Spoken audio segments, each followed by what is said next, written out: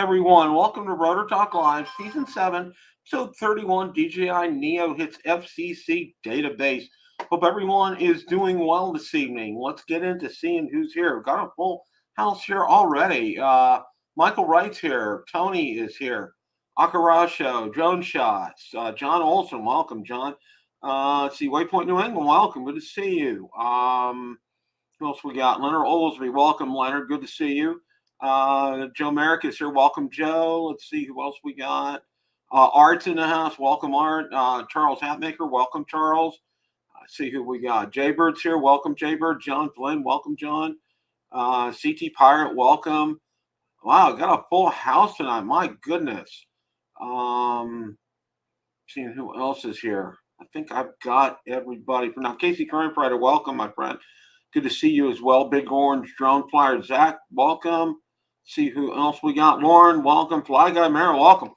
Full house tonight. Full house. Just start off the show, okay? Just want to make sure. If you want to chat about political stuff, I can direct you to one of my sites, okay?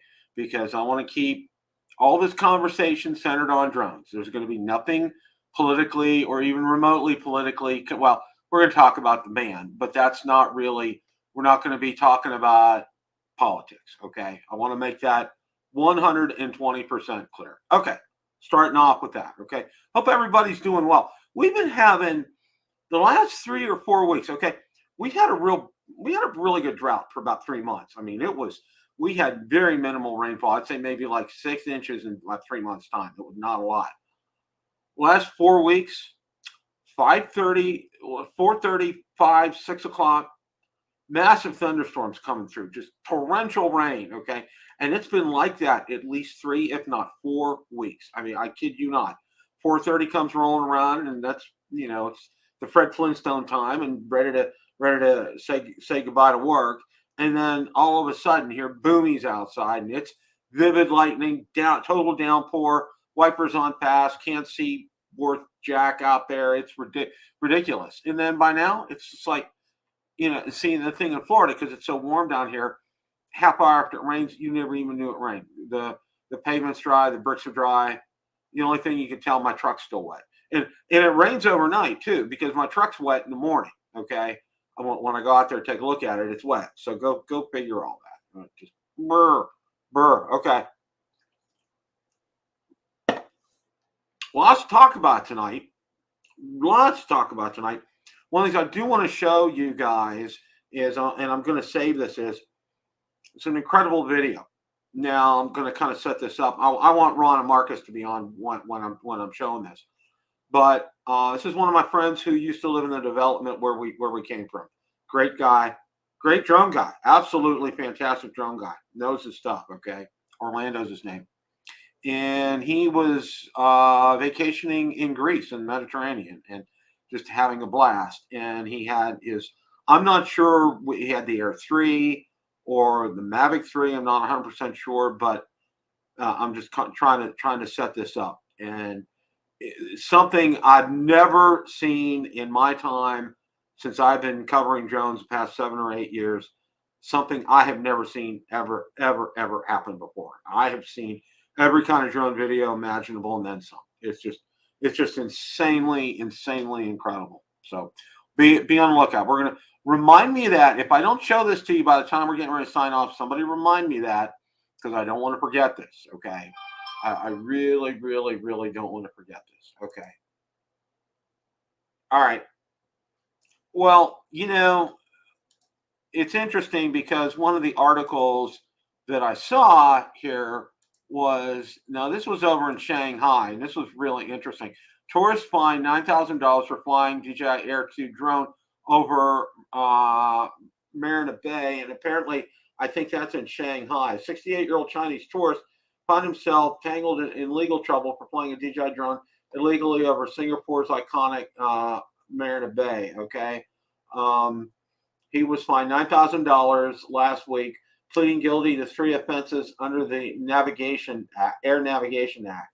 The hefty fine followed his failure to obtain a permit required for drone flights above 60 meters in a protected area. Okay, well, that's Okay, and they're clamping down on it, and good for them. I mean, that's a lot of tensions between us and China, but that's interesting, and that's a good thing. And it's good that they're clamping down on it. So, all right, let's see what else we got here. We'll save that for later. Okay.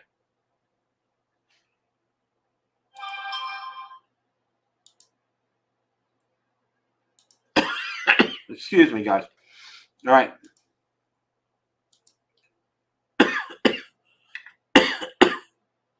All right. FAA clears first Category 2 drone for flying, DJI drone for flying over people. Drone weighing more than 55 pounds. All right.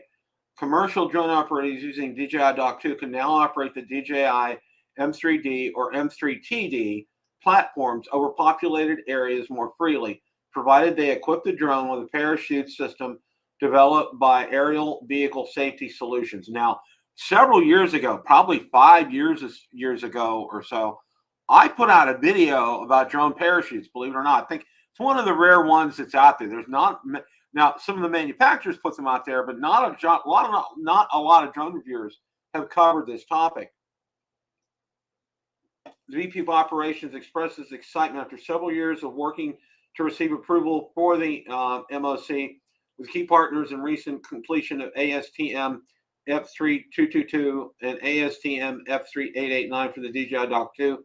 These Category 2 and Category 3 DOC approvals by the FAA is a major milestone for AVSS. The work, generally Category 2 and Category 3 performance-based eligibility and operational criteria for conducting drone operations over people use drones weighing more than 55 pounds without an airworthiness certificate under Part 21.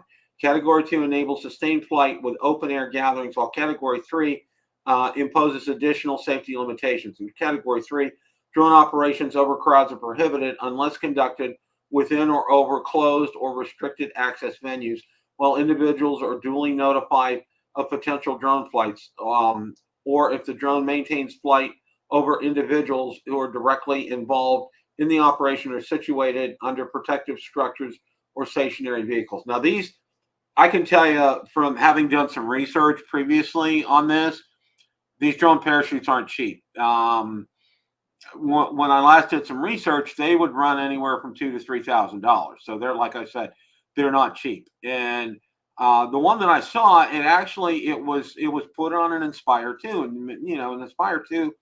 I don't know I don't think it weighs that much, but it might. I'm not sure. But be that as it may, I saw several tests with that parachute, and it worked every single time. Okay. Now the drone may have suffered some damage on the way down, depending upon where it hits.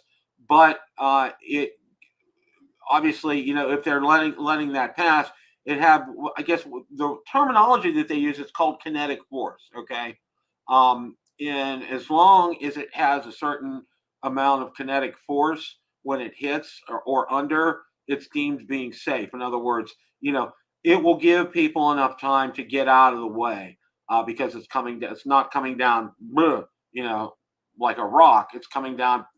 It's coming down quick, but it's the point where you can move to get out of the way. It's not falling like a brick. So, but that's real interesting that they do that. And like I said, those systems are not cheap. Those systems are going to run 2, 3. I imagine now it's probably $4 or $5 grand for something like that. But the FAA giving clearance for this is exciting news. That's good thing. So that really is something that I think is very good, and I'm excited about that as well. And I think that's good news for the industry.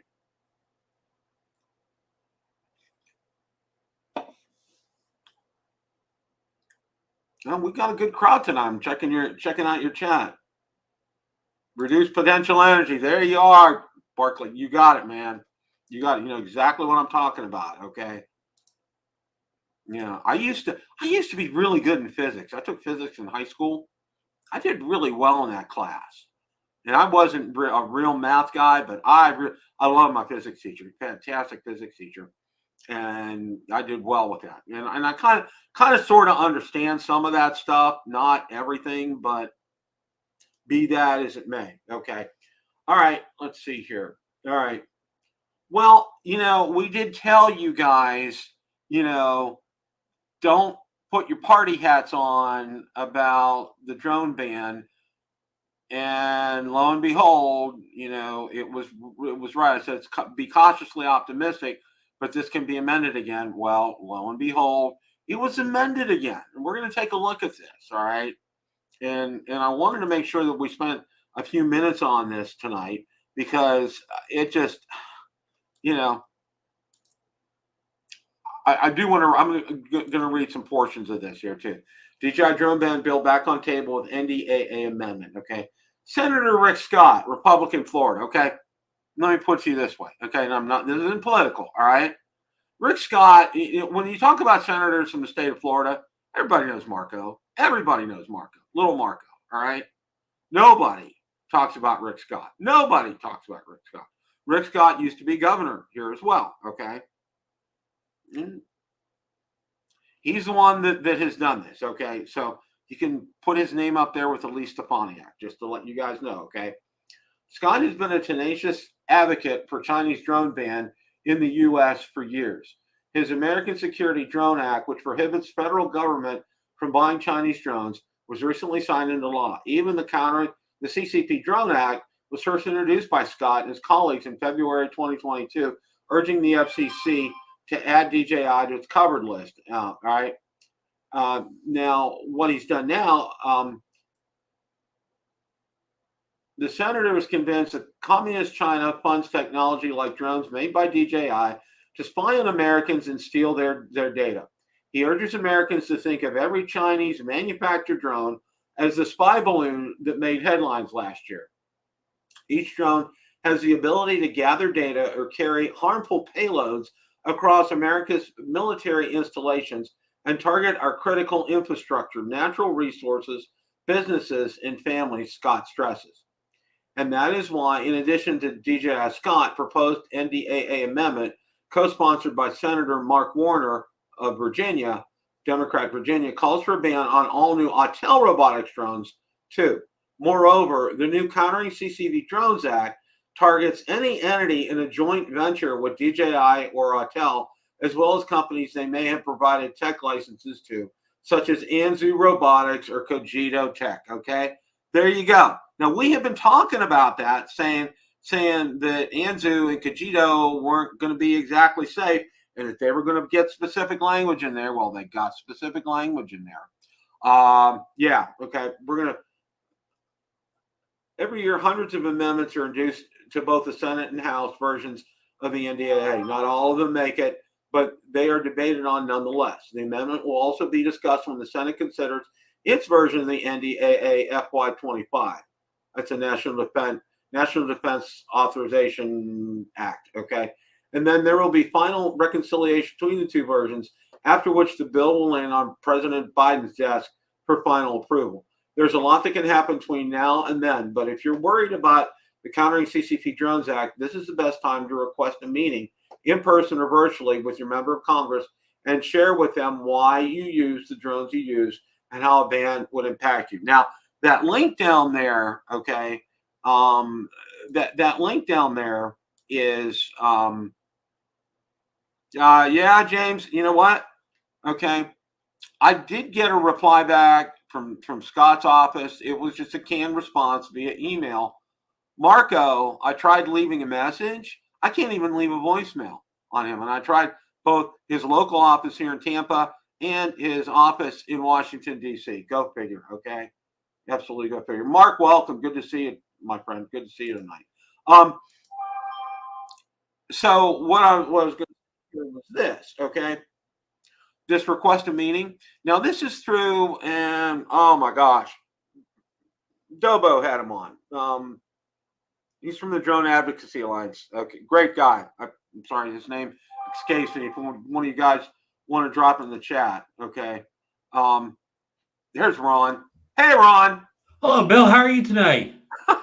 Not paying attention like I should. That's okay. I'm only going to hear a couple minutes. I heard you talking about the last story. Your boy Rick Scott's been pretty busy down there in the Senate in Florida, making sure the CCP Pete gets in the new Senate bill or whatever. Yeah, and he got all the little hooks in, okay, because he got Anzu Robotics and Kajito Tech and and Autel's in there too, and all this stuff, and then and he's saying could carry a payload, okay. Now I'm going to go back. I want to talk about the payload thing for a second here. All right. Now I saw, and this was probably a few years ago, Billy Kyle tried lifting up a bottle of like a 20-ounce bottle of water, 16-ounce bottle of water. Okay. Mm-hmm. The drone did it, but it struggled to do it. And I'm like, this is all made up stuff, Ron. Okay. I don't know. You got a DJI flight card or whatever. Yeah. I mean, seriously, I mean, they struggle with anything more than 8 to 10 ounces. Seriously. And you're not going to, what are you going to, yeah. Let me ask you one thing. I bet you when whatever ticket Rick Scott ran on Florida, banning drones wasn't on his agenda. Nobody voted him in to ban drones, right? Yeah, nobody. No, you know what? I bet you he doesn't have one letter from a constituent in his office asking him to ban drones. Okay, and he is and right before you came on, he's the senator nobody even thinks of in Florida. Okay, everybody thinks of Marco. Okay, everybody talks about Marco. Nobody thinks about Rick Scott. Now, Rick Scott was a former governor in the state of Florida as well too, and he was, I'm going to put it this way, an unremarkable governor. Okay, he didn't stir the pot up one way or the other way. He did his business. And he wasn't. He just treaded water for 4 years, huh? Yeah, he treaded water for 4 years, and he went in and he ran for Senate and he got elected and all that kind of good stuff. All right, right. But whatever reason people voted him in, I bet you drones had nothing to do with him getting voted in as a senator.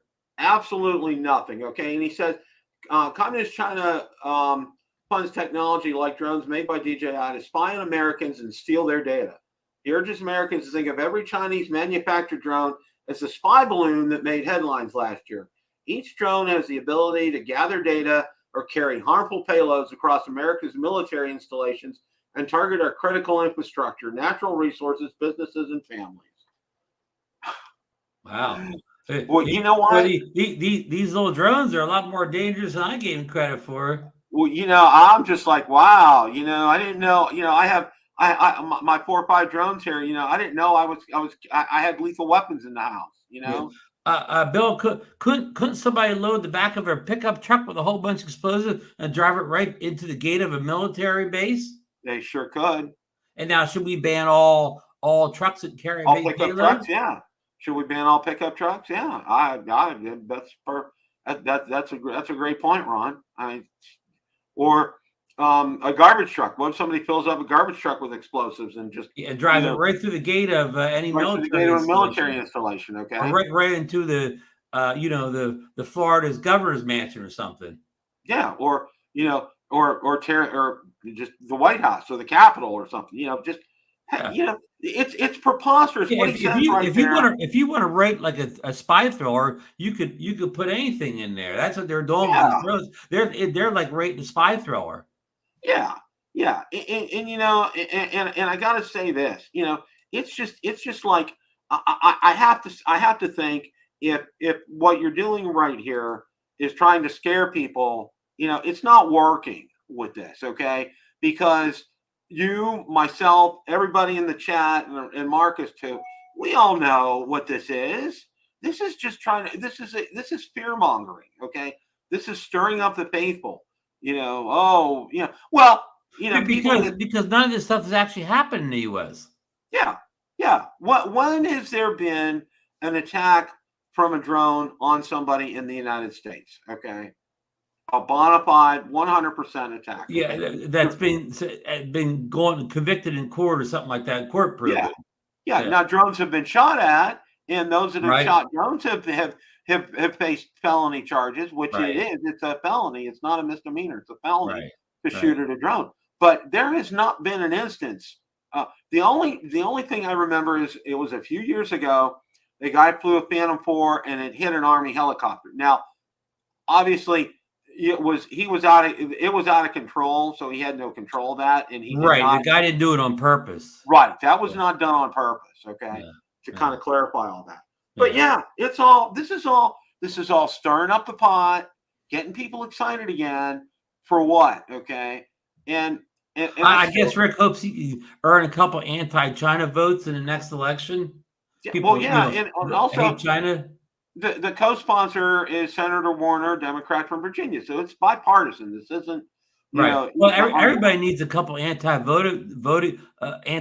votes, no matter what party you're in, right, Bill? Oh yeah, I mean it's always going to be good to help you get some votes from your constituents for that. But I'm going to say this, and I'm kind of stuck by this. All right, number one, there's a link for the Drone Advocacy Alliance, and I clicked that link, and what it does is it says if you're interested in meeting with one of your elected representatives in Congress, fill it out, and I did because they're in recess during August. They have their 4-week vacation during the month of August. So I filled that out. So I'm hopeful of maybe hearing from my congressman's office, Vern Buchanan, and I'm going to reach out to him, and maybe I could do like a StreamYard or a Zoom call with him and ask him some of these questions, face to face, so to speak, and say, look, Congressman, what's going on here? Because this is going to cost thousands of Americans their jobs, their livelihoods. You're going to interrupt first responders and take life-saving tools away from them without any kind of replacements in place.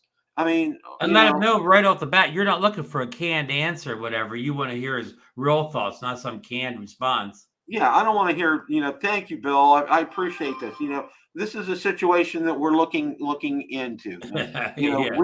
We considered every angle of this, and it's just, no, I don't want to hear that. I don't want to hear that. I want to hear, like you said, I want to hear a real answer. I want to hear somebody tell me, look, Bill, we do have concerns. And I said, okay, Congressman, we have heard ad nauseum that there are concerns about security and safety issues with these drones, but yet no one has shown us or shown data or the actual, footage of how these drones are spying on installations and doing damage here in the United States. We would like some of that. Okay, show us the money. Right. Show us the money. I mean, it's as simple as that. So stay tuned. But what I think is going to happen here, and they talk about it at the end of the article, there's a lot that can happen between now and then. Okay, so what I think is, I think there's going to be some compromise on this. And what I think is going to happen, they're still going to allow consumer drones. They're still going to allow consumer drones to be sold, okay? But I think there's going to be more restrictions on them, which is fine. I think that's something we now know that to have drones, maybe take some of the good with the bad and take these restrictions, okay? I think what they'll do is they'll probably place some tariffs on like the Matrice series for like industry, not for first responders, but for industry, place maybe a 25% tariff or so on those to kind of offset that and make sure that they follow stringent, strict security measures and protocols with that. And we talked about this before too. The other part is, where DJI was shutting off its data sharing feature, they should have done that a long time ago, Ron. I mean, now it was just they were asking for trouble leaving that air. They really you mean saving your logs? Yeah. They were asking for trouble with that. But of course, a lot of people, when they did that, a lot of people were upset and they went to third-party services to save their logs. So that was a request that people want. And if you're Part 107 pilot, you do have to have a log of all your flights. So that was a handy way of doing it. So, could you opt out of the logs if you wanted to previously? Do you know that, Bill? Whether you could log out voluntarily, you could pick not to do those logs. That's a good question. I know who would know the answer. Lon would probably know the answer to that. Mm-hmm. I wish he was in the chat tonight, because I think that would be something he would be able to answer, because I can't answer that. That's one of those ones. Yeah.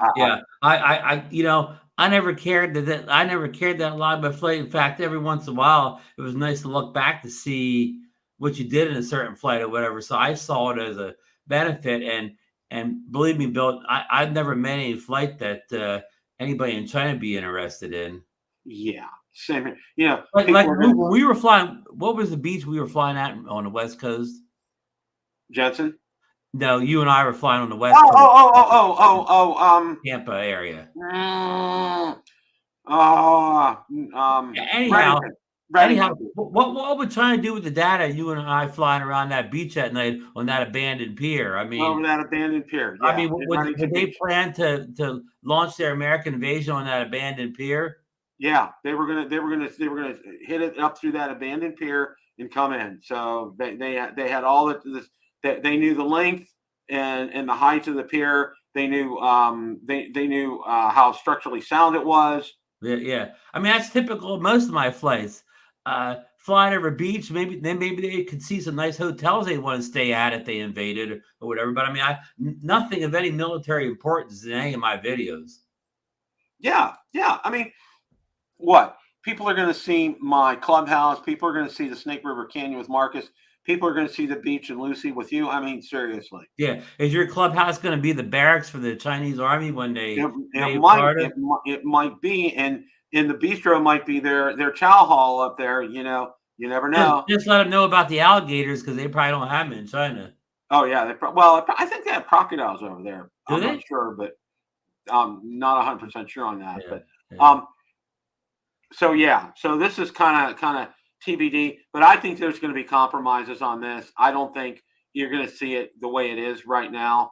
I think Rick Scott is kind of puffing his chest out, doing one of these and doing his Tarzan call. He maybe he's running. Maybe he's got to get reelected pretty soon. Yeah. See, I don't even know if he's up this year, to be honest with you. Now he's a senator. So does he have to win every 2 years? It's every 6 years. Congress got to win every 4 years, but he's got to win every 2 years, right? Congressmen are every 2. Okay, so Senate's 4 years. I think every 4. I got it backwards then. Okay, so Rick may be safe for a couple of years. Yeah, I think he's safe for a couple of years.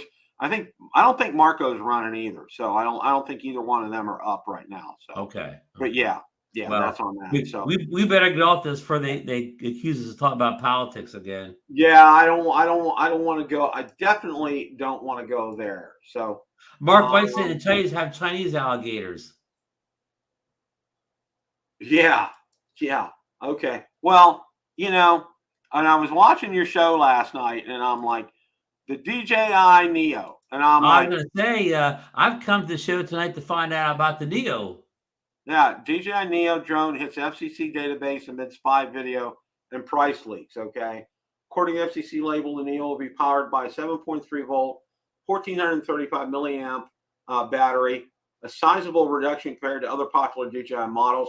Speculation about the Neo's specifications by drone industry experts points to it weighing around 169 grams, making it one of the most lightweight drones DJI has ever designed. Would that be lighter than a Tello?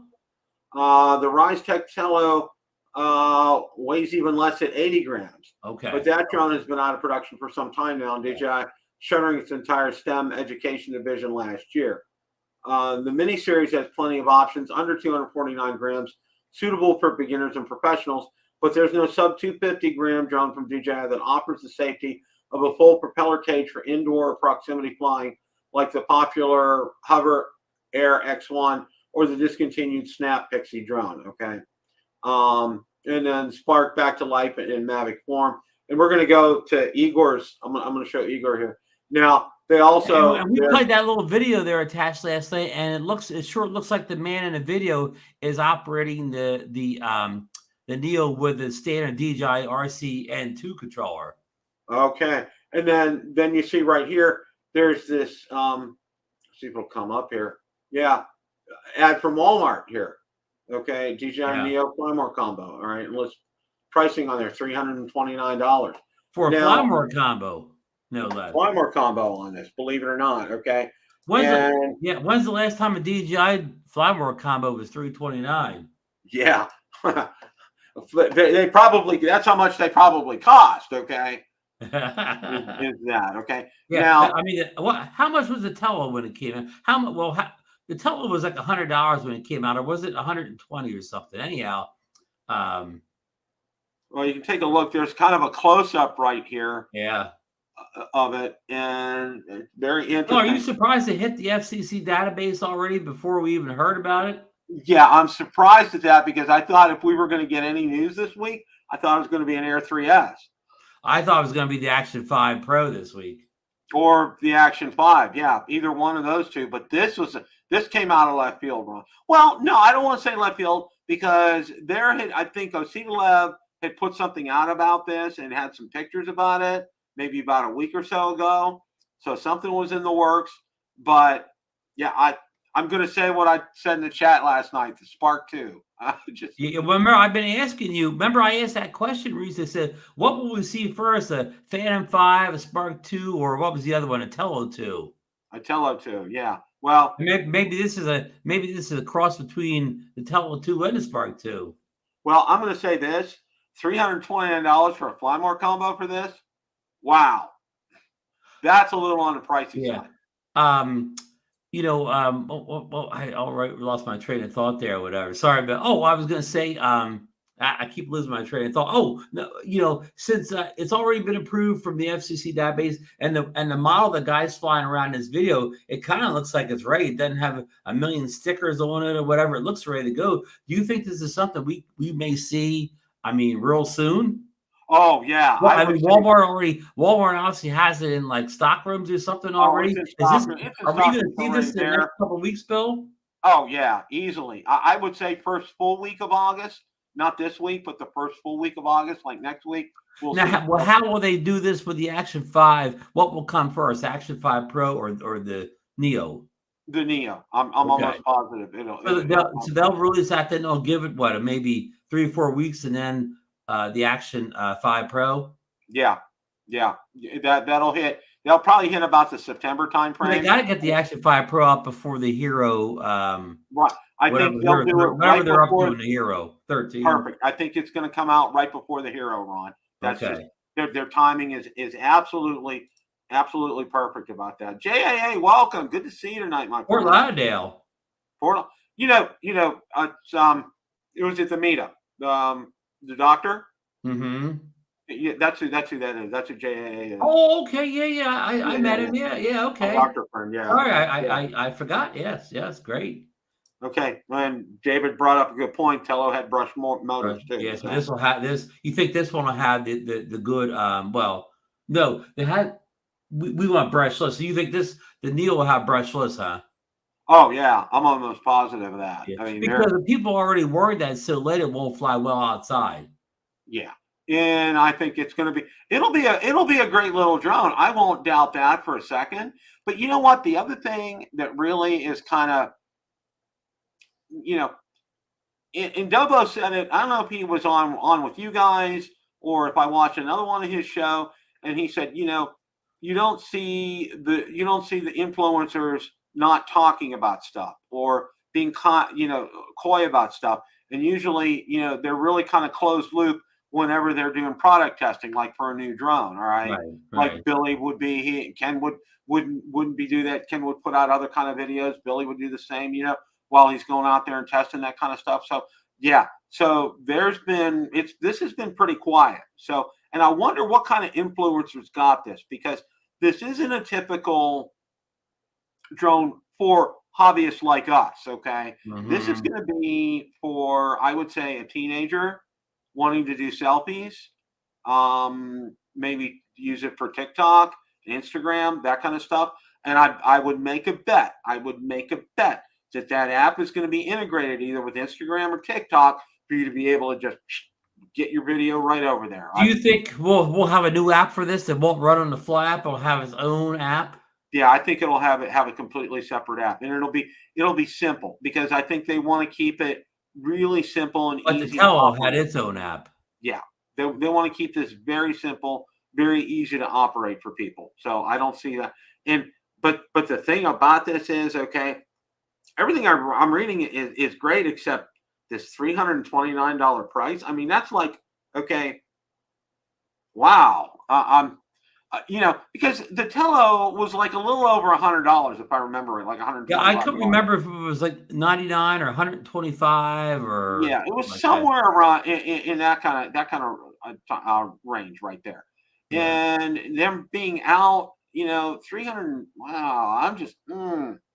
Yeah, I mean, it all depends what it is. If it's just another, like you mentioned that 00 Robotics little fold-up drone, and if it's just something like that where it just kind of flies around and does selfies of you, yeah, then that thing's over $400. It's definitely not worth it. Yeah, if that's all that this drone is going to do, it's not going to appeal to us. Right. We all want a drone with a controller and so on. Well, this looks like it's a controller because that guy definitely had a DJI RC2, one type controller in his hand or whatever. So that's good news right away. I don't want a drone that doesn't come with a controller, Bill.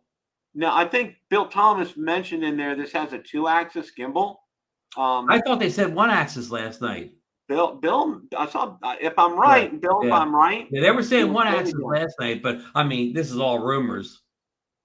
Okay. Yeah. I don't know. We don't. That's something we don't know. I think that little that 00 Robotics one. I think that just has a 1-axis and then stabilization. Yeah. So yeah, look, like Dave was saying, that Hover 1 500. If you want three batteries and all that, a fly more kit for the hovers, $500, and it doesn't even come with a controller. It either flies itself or you fly it with a phone, Bill. Yeah, and what didn't I'm not include set? Yeah, what's the quality? That's a good question, Barkley. That really is. I mean, it's a real unknown. Okay, you can buy a tele from DJI, and you can buy a tele all over the internet. Like if you want to refurb or whatever, if you want to tele, they're easy to get a hold of. Batteries are easy to get a hold of. I had it, and it was, for me, it was unremarkable. Okay, it did what it was supposed to do. I had a tele. It did what it was supposed to do. I thought it had a better camera for pictures than for video. It definitely did. The video wasn't stable because the drone wasn't stable, and that's just, it was much more stable than the other toy drones at that price range, right? But not what we're used to. And the problem is when it's mostly an indoor drone unless it's a windless day. It's an indoor drone. Right. Now I'm worried that this thing with the weight and whatever that it's going to be kind of an indoor drone. Yeah. I don't need an indoor drone. I don't fly over, whatever. I don't fly through houses doing real estate videos. I don't need an indoor drone. Bill, I know you never made out too good flying indoors either, right? Well, I'm forbidden to do that. Okay. Yeah, I mean, you're not too successful with indoor flying either.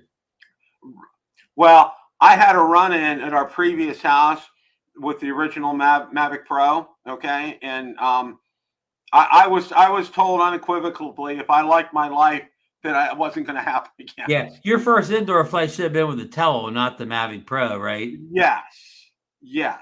Now, I did fly the Spark indoors with the prop guards on, okay? Right. I got clearance for that. Actually, what I did with the Spark, I had a video, and this was, I had this idea for a video, and I took off from my front porch, flew it all the way through the house, had the sliding door open, flew it out through the backyard, looped around, did a 180, came back, went out, went to the porch, and landed on the porch. Oh, wow. But what was real interesting is I was flying over the dining room table. There were papers and stuff, and papers went everywhere, all over the place. So I got yelled at for that. It was my fault. Drones are good leaf blow. Drones are great leaf blowers, also. Oh yeah, they absolutely did good. Just want to let everybody know, Marcus is out for the evening with family and at dinner tonight. I just want to let everybody know that I got a message from him. So. I mean, we're actually just pulling your leg. He's out testing Neo right now, but he's probably testing the Neo. When it comes out next week, he'll be able to talk about it. But Bill, you talked a minute about this drone, maybe be for teaser. So I was going to ask you, who do you think this drone is for? Is it for the typical old guy drone flyers like us? No. I think this is going to be perfect for a 18-year-old, 19-year-old. 17-year-old high school student that likes doing TikTok or Instagram videos because it'll be in that format. I think we're going to have it'll be like a vertical format. I think it'll fit well with them. And I think if I'm right, I think this app is going to be seamlessly integrated with TikTok, with Instagram, and be able to put your video out there, boom, right away. You won't have to, Do you think there'll be an option to fly it with your phone? Because somebody did mention that it's Wi-Fi. It's possible that I think that's probably part of the deal. But we talked about seeing the video showing the controller too. So, well, I mean, remember the Spark had the option of flying with the phone or the controller. Yes, I do remember that. And the Tello, of course, you flew with the controller, but you could get those Bluetooth controllers to fly with if you wanted to fly a controller. That's true. That's very true. And I had one in my cart on Amazon and almost bought one for the Tello. This is when I had the Tello. I mean, it flew nicer, but it didn't increase the range or anything. You still were flying on Bluetooth. Right. It still wasn't. You weren't going to go out over the lake and come back. Right. You just had more control that you wouldn't hit a wall inside. Yeah, exactly. That's exactly what it did. It gave you more control when you were flying. Precise control. Yeah. So, not to switch gears, but still kind of staying in the same subject. Okay. All right. The real shock for me was, seeing this hit the FCC database, but the Air 3S, and it's just like we're hearing crickets. And all of a sudden, we see the pictures, we see that close-up picture of the camera, and then nothing this week. I mean, do you think there's been rumors for more than a month now that they're having trouble with the Air 3, like maybe software, app related, whatever? And do you think that still could be holding it down? Maybe the hardware is kind of ready, but they can't work out some kind of software bugs with it? Well, that first pictures that we saw of it were of a crashed one. Yeah. Remember that? Yeah, we saw the crashed one. Yeah. So that kind of lends some credence to what you have to say, Ron, that they may have had some type of issues with that. And they're still having them now. Back. Yeah. And I think what they did was they had the Neo. Neo was all ready to go. And so what they did, I think it leapfrogged the Air 3S. I think the Air 3S was supposed to be coming out like next week. Okay. And I think what happened is it leapfrogged it. And that's what we're going to see next week is going to be the Neo. Yeah, you believe the Neo is already in the U.S. and warehouses. Oh, yeah. Walmart has it. Best Buy has it. Amazon has it. It's in stock at DJI. It's going to be everywhere. So probably it won't be too long before we'll see somebody take a picture of the specs on the side of the box and post it. Yep. We'll see pictures of boxes. That's usually the next thing in the fall. Usually it goes like this: specs on the side. Well, first of all, picture the box. Then a couple of days later, you see the specs on the side of the box. Then you get the exact pricing. That's kind of usually how these things go. Of course, we think we know the pricing now, if that's correct. So the pricing is probably accurate for what I'm thinking here, especially if you're going to get a total of 3 batteries, the one that comes with the drone and 2 additional ones, and they're probably going to give you some kind of case with it too. It's going to be very similar in flavor, like all the other Fly More kits. And rumors are this is kind of a short flight time, so this is one where you really would want the extra batteries. Yeah, I think you'll probably have no more than a 10-minute battery on it. I think I heard somebody say 16-minute flight time, but that's maybe DJI saying 16 minutes, so it won't even actually be that. Yeah, I say you're not going to get realistically on a drone like that more than 10 minutes, Ron. You really won't, and that's why I think the Tello was, maybe Tello wasn't even 10. I think Tello was 7 or 8 minutes or something. Yeah, it was up. You took a few pictures and then had to land. I mean, it was. Yeah, when you took that off, you didn't want to mess around. You wanted to get what you're going to get done right away. You do get it done and land. I mean, that's the way it was with that. And then, yeah, you're right about the wind. I think this drone will probably handle wind okay, like 5 to 10 miles an hour. I think that won't affect it. I think if it's over 10, it may have some issues, and especially with those prop guards built in, because I mean. You probably saw the video I put out a couple months ago when they started RC sent me the prop guards for the Mini 4 Pro. I put them on the thing. It couldn't even handle any wind. I mean, it was flying like crazy outdoors in wind. As soon as I took the prop guards off, it flew well. So getting those guards on it are going to really hold it down in the wind. Yeah.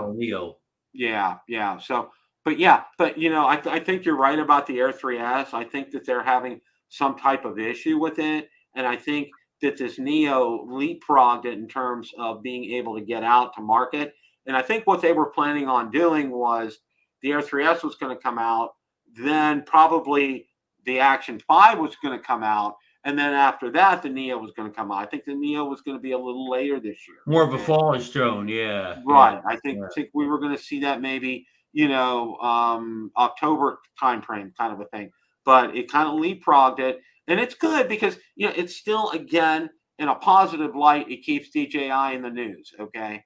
This isn't going to be, and see, here's the thing with a drone like that, okay? No one, and I mean no one can come out and say that that's going to take pictures of a sensitive military installation. Or it's going to drop bombs on anybody. And carry a dangerous payload. Yeah, risk got saved his payload. Hey, I want to address Warren's comment in chat. He says, I wonder if the Neo will have quick shots. Warren, I bet you that's all it will have. I bet you that's the whole thing Neo will be about, is doing all those quick shots and maneuvers on its own. It's going to have droney. It's going to have asteroid. It's going to have rocket. It's going to have helo. It's going to have all those. So Bill, if your prediction's right or whatever about the teenage girls and stuff on it, it'll have all the Instagram-y type shots they like on it. And that's a good question from Warren right there. I wonder if prop guard stuck on the Neo or removed. Yeah, I mean, some people like on the Tello cut them off, and the Tello flew much better then.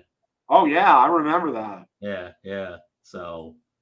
Yeah, and putting them on, when I had to put them on the Spark, it was a pain in the butt to get those on. Okay. Oh yeah. And then a lot of times, it was a clip that held it on. A lot of times it would vibrate loose.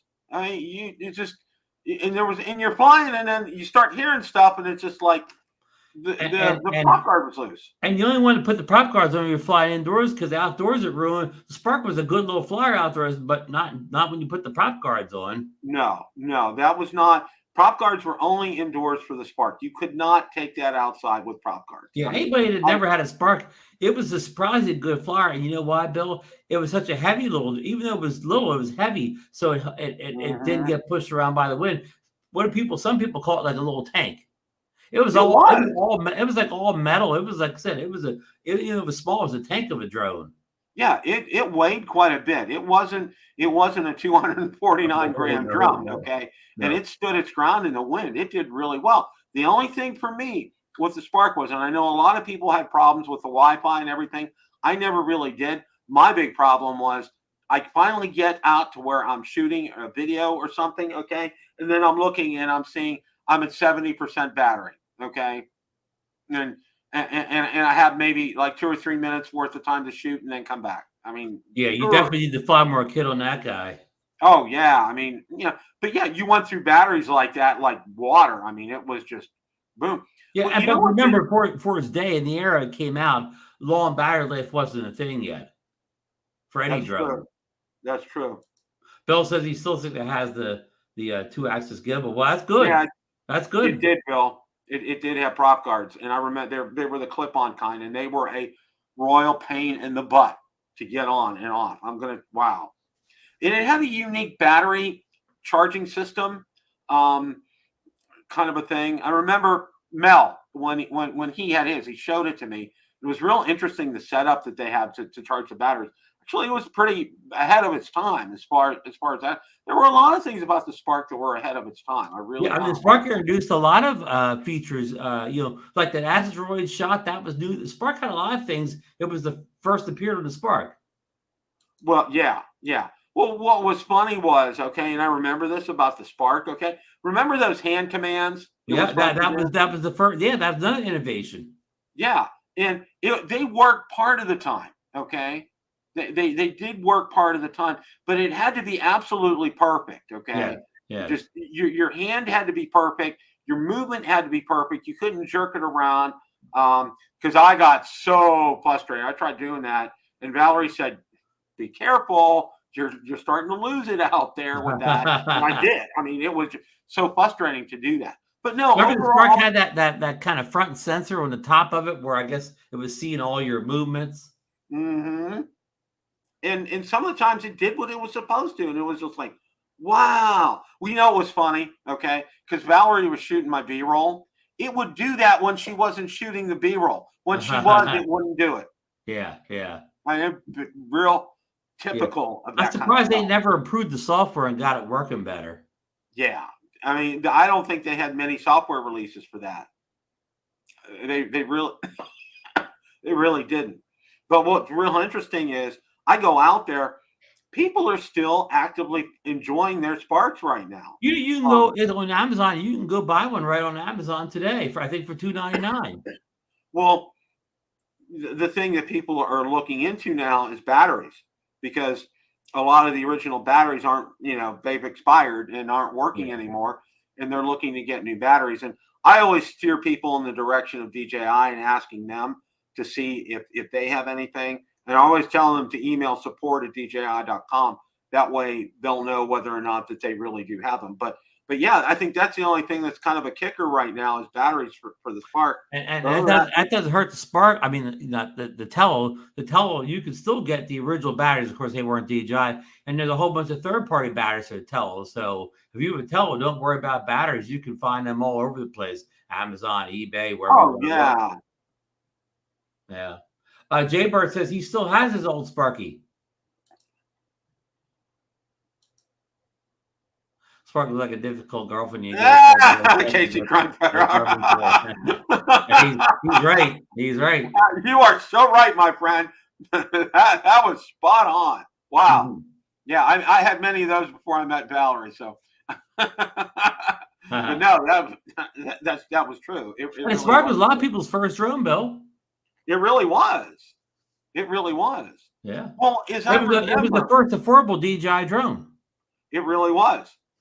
Now when I got it from Florida Drone Supply, is where I got mine from. Oh, okay. And they had a backlog. Are they still in business, Bill? Yeah, they're still in business. They do a more commercial business than hobbyists like us. But at the time, there was a run on them. You couldn't find them anywhere when it first came out. Like the retail stores, they were out. Like Best Buy, Amazon was out. And they were out, and it took me about 2 weeks after it got released to get mine, which I was very frustrated because I'd already paid for it. Yeah, I pre-ordered that thing, the day it came out or whatever, because I was texting with Billy Collar that day because he drove up to New York for the launch of the Tello, and I ordered the day it came out, and I got it on the day they announced some date in June, and I got the day they said it was going to come. I remember watching that video he did, and I saw Rick Smith was there too for that one. Mm-hmm. When the Spark came out, and that was in New York City. They had it at a big place. It was actually in Manhattan. Now, when they did the release for the Mavic 2, that was over in Brooklyn. That was over at the Naval Yards over in Brooklyn. So, and it was a very big venue over there where they did that. And that was the last time they did an actual in-person launch of a drone. It was the one that we went to. That was the last time they did that. Pre-COVID. Pre-COVID, yep. Now it's all internet, all this. So, but yeah, okay, you made a good point about the Air 3S. I think they're kind of chilling out, and that's why we haven't seen anything about it. And we're going to see the Neo next week, and it's going to come out. It's kind of a shock, kind of a surprise. I mean, I was not, at least a little bit. And I'm watching you guys this time or whatever. Yeah. Yeah, I'm watching you guys. Here's a question too. Okay. When's the last time DJI released a new drone? Because when I say new drone, I mean a whole new line of drones. Because of course, we get new Minis and new Airs and new Mavics. But when's the last time they released a whole new drone that wasn't a follow-up on another drone? Would it be the Avata? Was that the last new line of drones? I think you might be right, Ron. At least in the consumer space. Yeah, I think you might be right with that. I have a video that I want to show everybody. Oh. And I was going to show this last week, and I got sidetracked by this. This is my good friend Orlando. Now, he was on vacation over in Greece. I think it was the Air 3, but I'm not exactly 100% sure. Did you say Greece? Yeah, he was over in Greece. Okay. And this was on the Mediterranean. So let's see if I can get this here. Okay. It's awful small there, Bill. Yeah, let's see if I can. Well. Okay.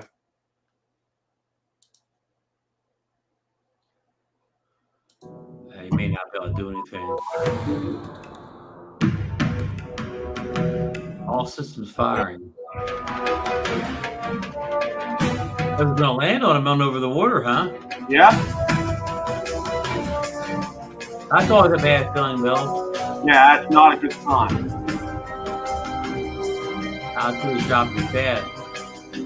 Still can't cancel. Look how close he's getting to the water, Bill. Oh, he's right down there. He's skimming over the top. Oh, look, he got back up again.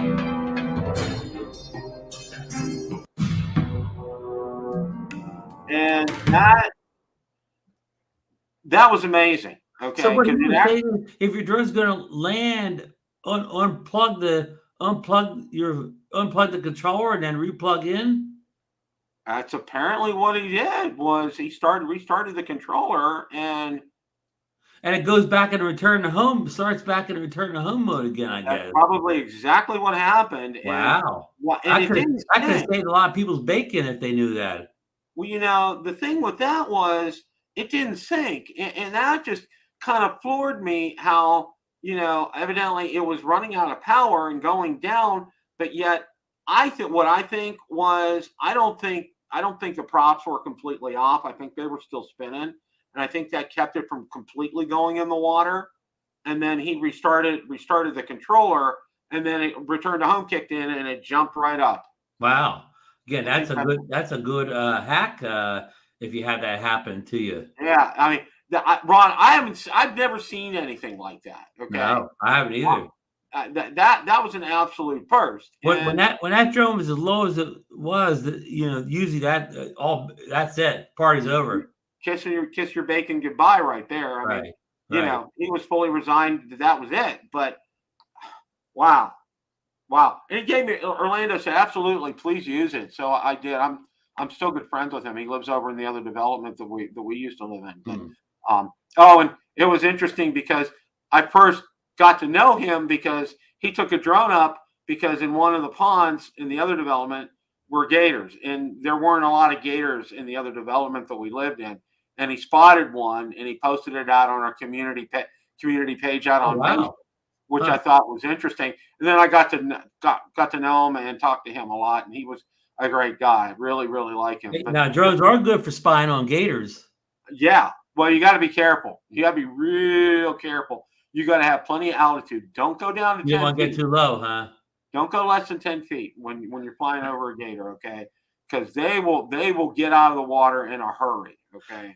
Yeah, stay up high and use your 3x tele lens to zoom in on them, huh? Yeah, you want to do that. You don't want to.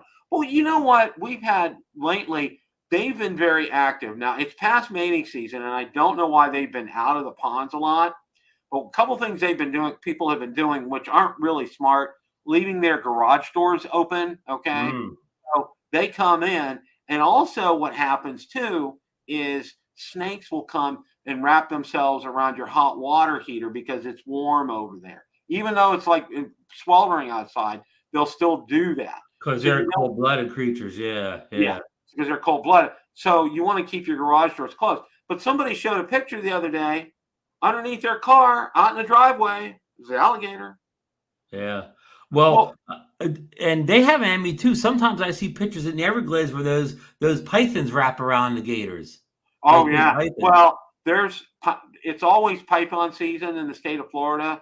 Okay. And there's legal trappers for pythons because it's an enemy of everything. Yeah, full-size python will wrap himself around an alligator. Oh, python! They've killed Florida panthers down there too. They even get the panthers, huh?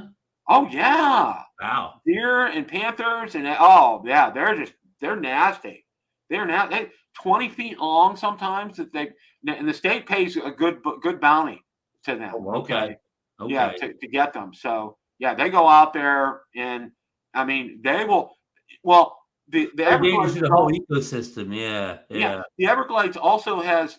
It's the only place in the world that has alligators and crocodiles in the same area. Okay? How did the crocodiles get up to the Everglades? It's a $64,000 question. Yeah, everybody wants to know the answer to that, and nobody really does know. But they coexist. They usually get along with each other. Okay. But that python will kill either one. It doesn't care. Okay. It's not particular. Yeah. They don't care. So, but yeah, they're considered, fair game all the time, 24/7.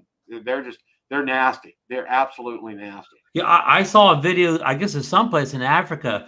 Some sharks, like bull sharks, can swim in freshwater. A shark got in a inland river, or whatever, and the hippos were in there, and it started coming after a hippo. And the hippos, they went right over there and chased it right off, or whatever. They said the hippo's jaws, it would chop a full grown shark in half, or whatever. Oh yeah. Get a couple of hippos in Florida, they wouldn't be any bit scared of your alligators. Yeah, hippos also go after lions as well too. I mean, lions don't stand that. The lions will go after the crocodiles sometimes too. But nobody, only the elephant could scare the hippo off. Yeah, because the elephant is so big. That's it. Elephants aren't worried about crocs. Reasons not to live in Florida. Okay. But every state, in Pennsylvania, you could go out in the mountains. A bear could get you. A mountain lion could get you. Every state has its things, right, Bill? Mm-hmm. It used to be. They said there weren't any poisonous snakes in Pennsylvania. I'm like, yeah. Go up to Northwest Pennsylvania in the woods up there. Yeah, we have them in southern Chester County. When I was young, my grandfather ran his camp or whatever, and there was always a bunch of poisonous snakes in this kind of his room underneath the pool or whatever. He used to always not let me go in there because of the snakes. Oh yeah, they're all people. Oh yeah, Pennsylvania's fine, Ohio's fine. Nah. Yeah, it's not like run into a 500 pound bear in the woods and see how. I tell you one thing: if an alligator ran into a 500 pound bear, he'd run the other way, huh? That's possible. Well, see, one of the things that I do love every time before I go out in the yard, I got myself trained. I look very carefully. Like a couple of weeks ago, when I put my antenna up and was playing ham radio, okay, I looked very carefully in about 30 feet all over to make sure there was no snakes in the grass, because and that's one thing it's really good is our HOA, when they cut the grass, they cut it fairly short so you can see stuff in there. So you don't really find a lot of snakes in the grass when it's short, but when it's tall, they like to hide in the grass. You got to be real careful. And I told Valerie would go out and water the plants. We have plants out on our lanai, and she goes to do that with the water spigot. I told her, I said, you need to look every single time before you reach down and turn that handle on, okay? Because there'll be snakes around there. Well, the other snakes that you see around here, okay, coral snakes, okay, and copperheads, especially copperheads. The copperheads aren't aggressive, okay? The ones that are real aggressive down here are water moccasins, and they have water moccasins. You can tell right away they have like a Zorro bandit. But yeah. So everybody's going to leave us here soon because we're talking. Leave the Jersey Shore or whatever. Bring an alligator down here and throw it in the water and throw a bunch of blood around it. The sharks will come. They won't care that it's an alligator. Yeah, Warren. Yeah, coyotes. We have coyotes here too. We do. Yeah. It's at night. It was funny. The Chat Jaybird just nominated Mike Tomlin for president. Yeah. Well, I saw an ad today, Ron. Listen to this, okay? It was his wife selling T-shirts with his sayings on it. I kid you not. Did you put a big order in? I said I have one word comment. Obviously, that was my comment. I saw your rookie third round receiver Wilson is injured or whatever. At least that's what Tomlin said at camp. Well, yeah, he's injured, and Russell Wilson, he's supposedly injured too. He tore his, it pulled a muscle in his calf or something. I'm like, well, that's what you get for having a 36-year-old quarterback, huh? They're starting out the wrong way. So, any closing thoughts, Ron?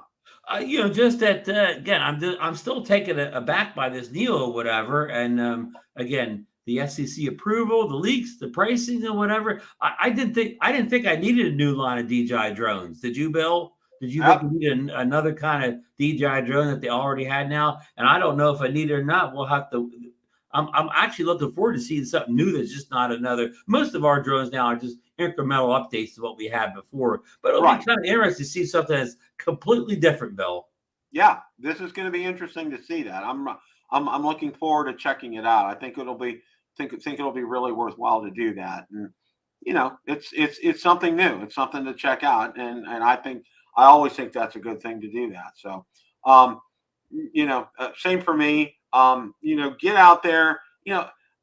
Don't be worrying about the ban. Okay, if you want to, your senator is going to be on hiatus for about a month. Okay, and if you want to contact any of your representatives, you want to contact your senators, because they're the ones that are going to be voting on something. So just to let you know, something like that along those lines. So and I want to thank you guys for a great chat tonight. You guys did really well tonight. Thank you so much, everybody out there. Yeah, everybody, we're very pleased with that. And just, hey, continue to do what you're doing.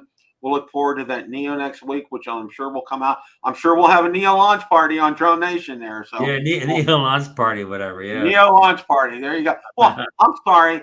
I think a Neo. What do you think of? Okay, Matrix. Okay. Oh yeah, Matrix. Yeah. What's his name? The good actor from the Matrix. Yeah, Keanu Reeves. Yeah, Keanu Reeves. Yeah. So, all right, guys, have a great rest of your evening. As always, great day to fly. Take care, everybody.